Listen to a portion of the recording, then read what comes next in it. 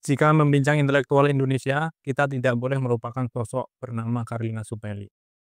Sosok itu menarik dalam penelusuran teks yang terjadi di masa lalu, baik melalui pengabaran di buku-buku, berita, ataupun gerakan sosial yang terjadi pada zamannya, kita akan bisa menemukan biografi intelektualnya. Ia mengajarkan kita banyak hal, di antaranya adalah kesetiaan terhadap pengetahuan dan kesetiaan di dalam pencarian. Bersama saya, Joko Priyono, dalam monolog sains edisi kedua. Inilah biografi dari Karlina Supeli.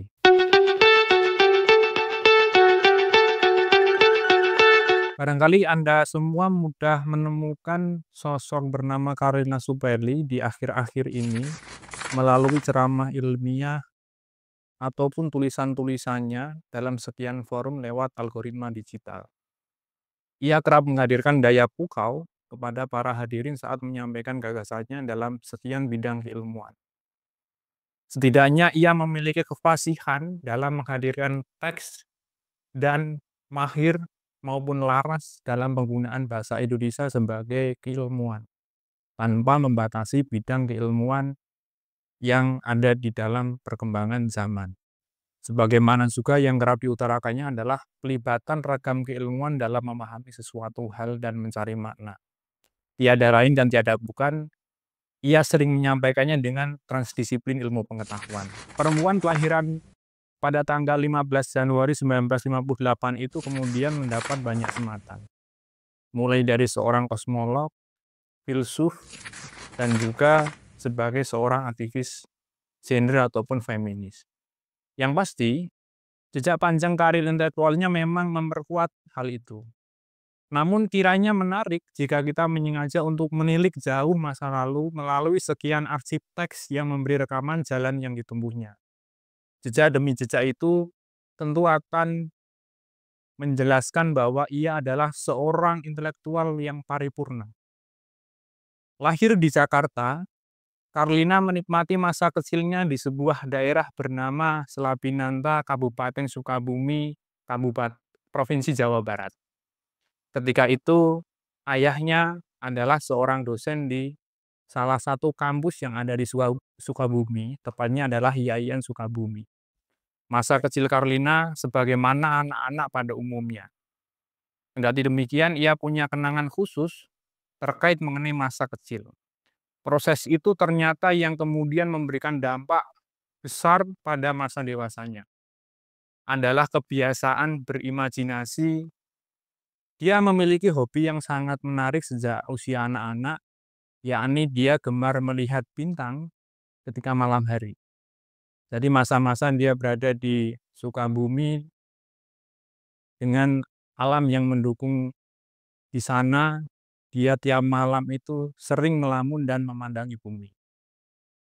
Kisah itu salah satunya pernah ditemukan di dalam majalah Zaman edisi tanggal 16 Juli tahun 1983. Pada tulisan berjudul Alam Semesta Itu Indah Luar Biasa, Karlina diprofilkan dan kita akan mendapatkan sepotong kisah kehidupannya. Sejak usia 9 tahun, ia suka melamun memandang bintang-bintang di Sukabumi, kemudian dengan ayunan ritmis oleh lingkungan dan peranan keluarga, masa kecil Karlina adalah masa yang telah menaruh kekebaran membaca. Selain itu, di dalam majalah juga dijelaskan Karlina rupanya memiliki kegemaran dalam berkebun.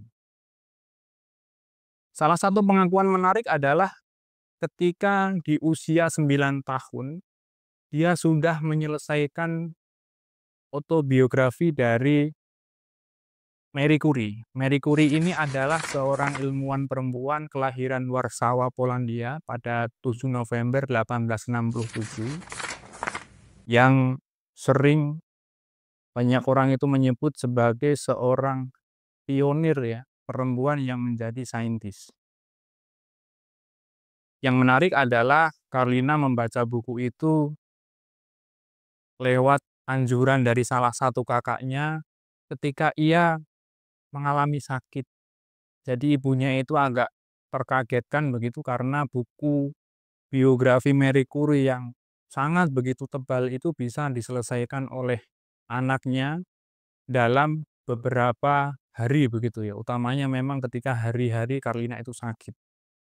Kembali pada Marie Curie, ini juga memberikan cerita panjangnya. Di Polandia sendiri dalam hidupnya, Curie dengan kegigihannya membongkar stigma yang mengakar di dalam sosial masyarakat ketika itu.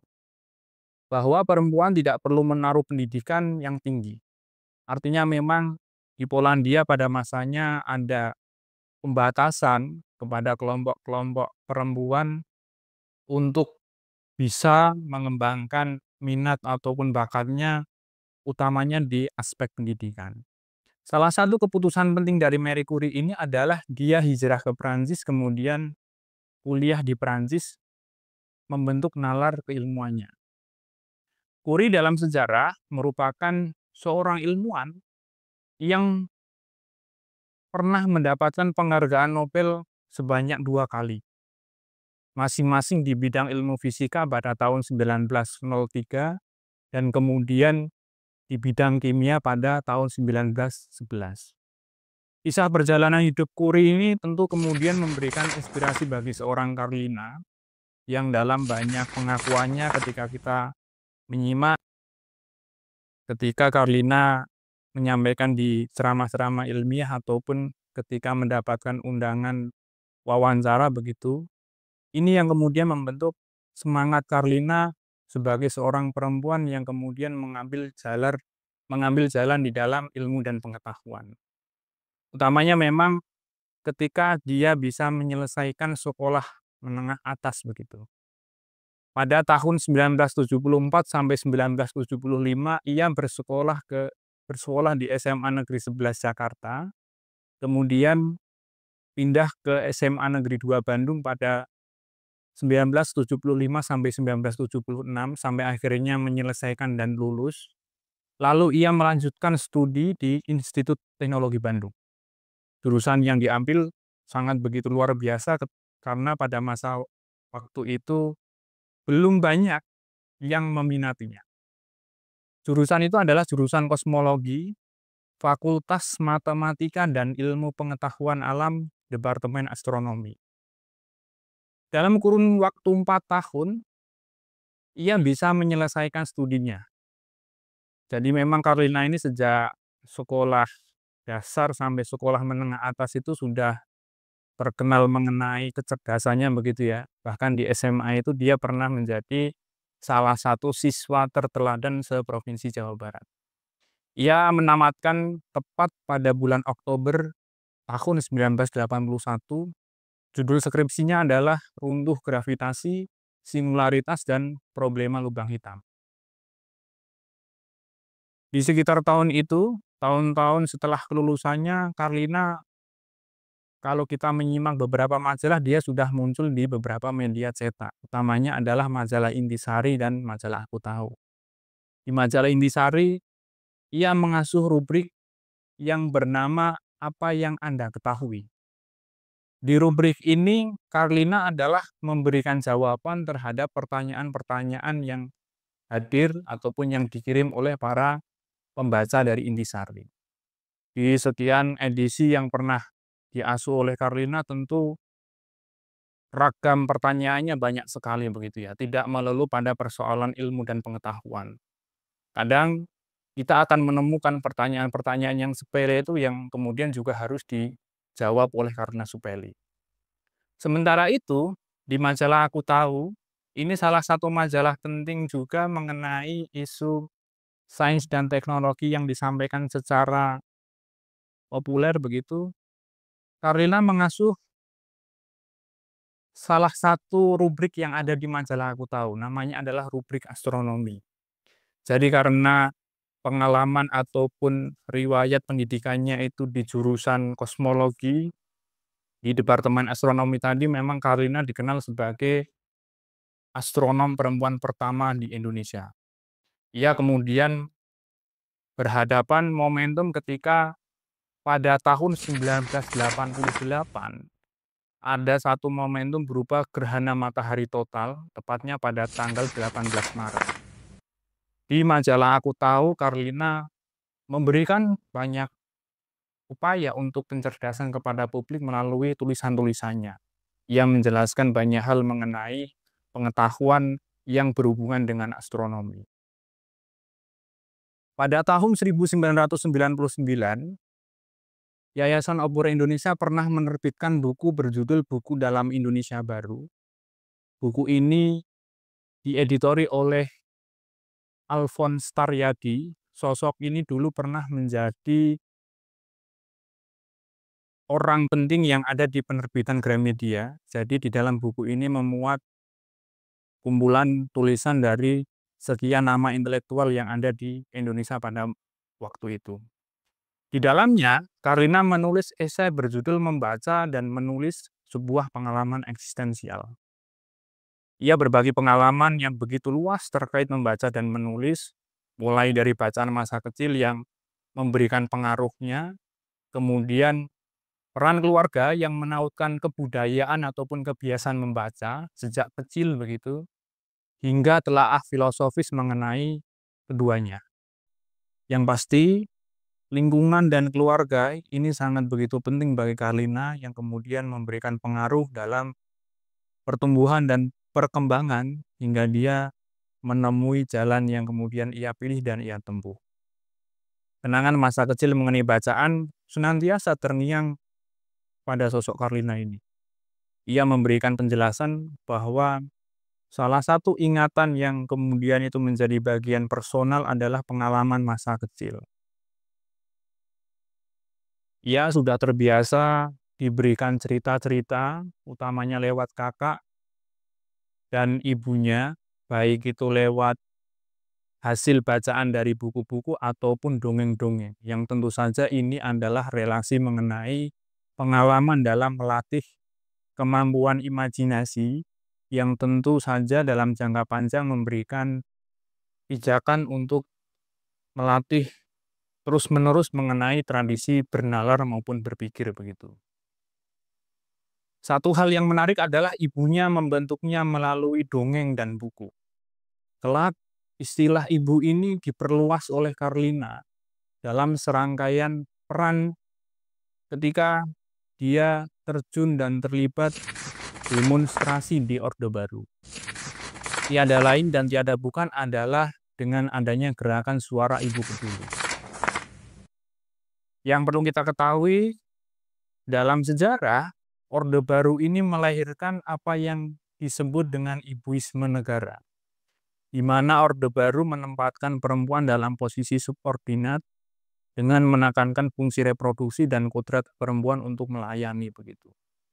Konsep mengenai perempuan ataupun ibu di dalam Orde Baru ini hanya sebatas pada mengurusi hal-hal yang bersifat domestik. Secara detail, ibuisme negara ini nanti dikaji oleh aktivis feminis Julia Suryakusuma melalui salah satu bukunya. Pertanyaannya adalah, apa yang terjadi pada gerakan Suara Ibu Peduli? Mula-mula kita mesti paham latar belakang keberadaan gerakan tersebut. Suara Ibu Peduli lahir dari keresahan berbagai pihak yang kemudian terakomodir dalam satu gerakan. Simbol-simbol yang ada di Suara Ibu Peduli ini meliputi kader posyandu, kelompok ibu-ibu pengajian, ibu-ibu rumah tangga, bahkan hingga kesusteran paroki. Nah, 3 penggerak penting yang ada di dalam Suara Ibu Peduli ini masing-masing adalah Karlina Supeli, kemudian Gadis Arifia, dan yang ketiga adalah Wilase Noviana.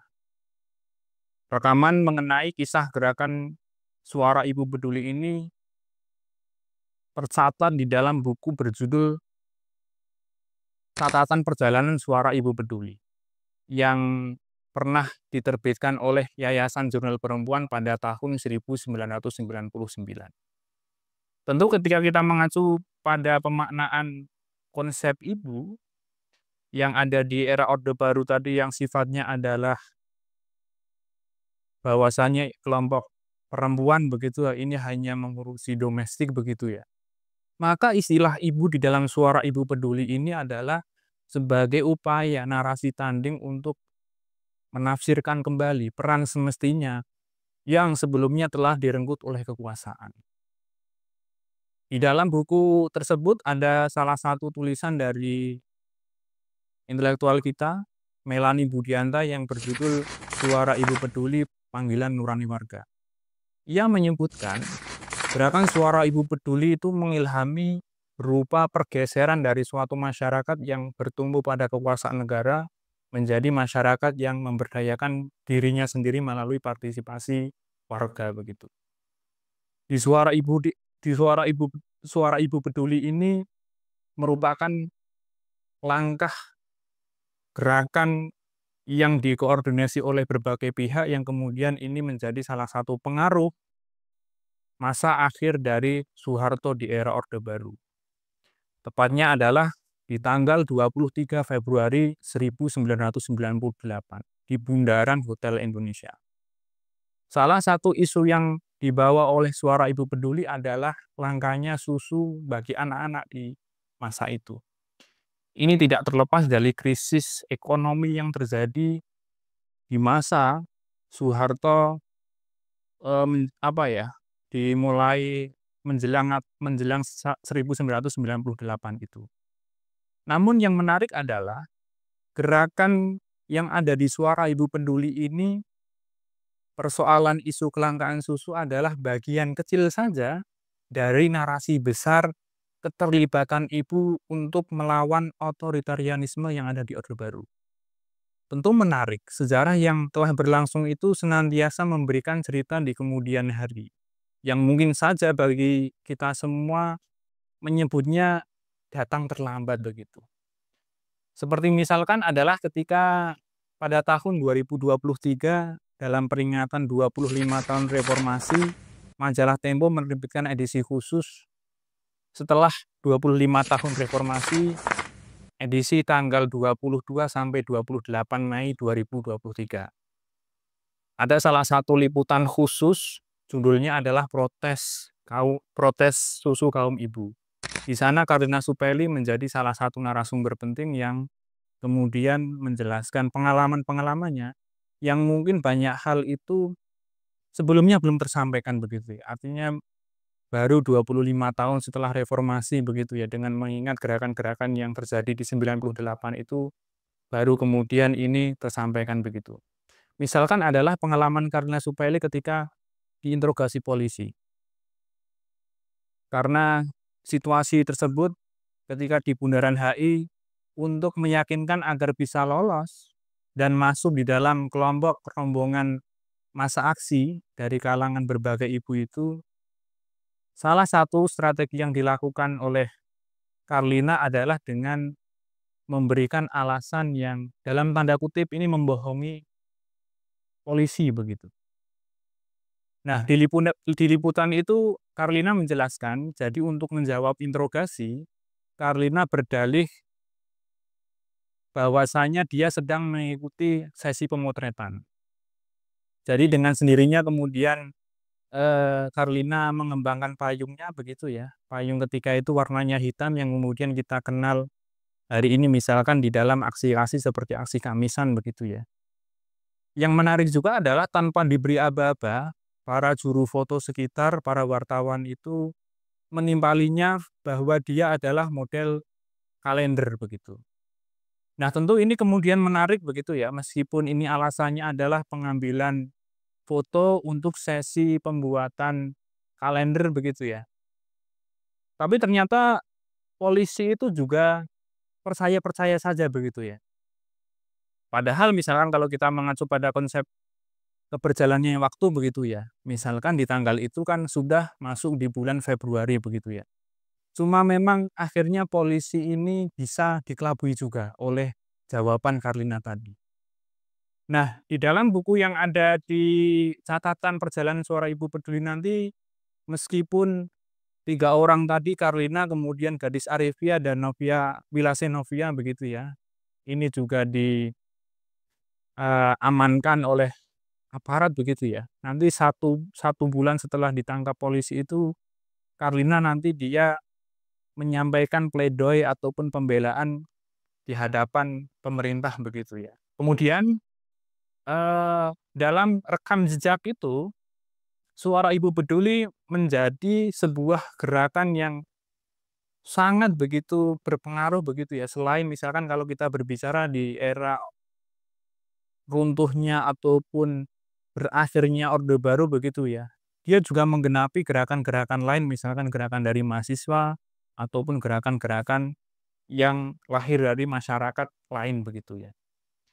Dengan mengacu pada rekam jejak yang dimiliki oleh Carlina ini, baik melalui catatan, liputan, gagasan ataupun gerakan sosial yang pernah dilakukan olehnya, setidaknya memberikan ketegasan bahwasanya ia adalah seorang intelektual yang sangat begitu lengkap.